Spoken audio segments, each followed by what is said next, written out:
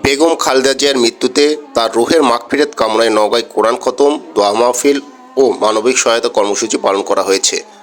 বুধবার দুপুরে শহরের দক্ষিণ সুলতানপুর এলাকায় জেলা ছাত্রদলের যুগ্ম সাধারণ সম্পাদক ও পৌর ছাত্রদলের সিনিয়র যুগ্ম আহ্বায়ক হাফিজুর রহমান আকাশের উদ্যোগে এই কর্মসূচি অনুষ্ঠিত হয়।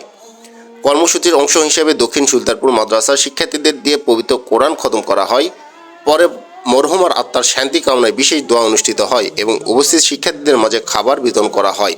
এর আগে মানবিক সহায়তার অংশ হিসেবে এলাকায় এক অসহায় দরিদ্র নারীকে নগদ অর্থ ও ঘর নির্মাণের জন্য টিন প্রদান করা হয়।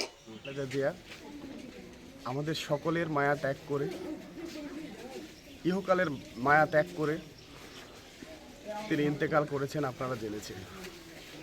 আমাদের দেশ আপসীন দেশনেত্রী, মা সমতুল্য নেত্রী, তিনি আজকে আমাদের মাঝে আর নেই। এইটা কোনোভাবে মেনে নেওয়ার মতো মনে হচ্ছে না। আজকে অশ্রু ভরা কান্ত চোখে বলতে চাই, দেশ আমরা যাকে হারালাম এই ক্ষতি আর পূরণ হবার নয়।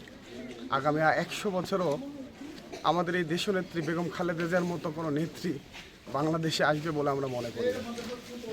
তার এই চলে যাওয়াকে আমরা আসলে সামনের দিনে শক্তিতে রূপান্তর করতে চাই। আপনারা জানেন যে আগামী ফেব্রুয়ারি মাসের 12 তারিখ জাতীয় ইলেকশন হবে।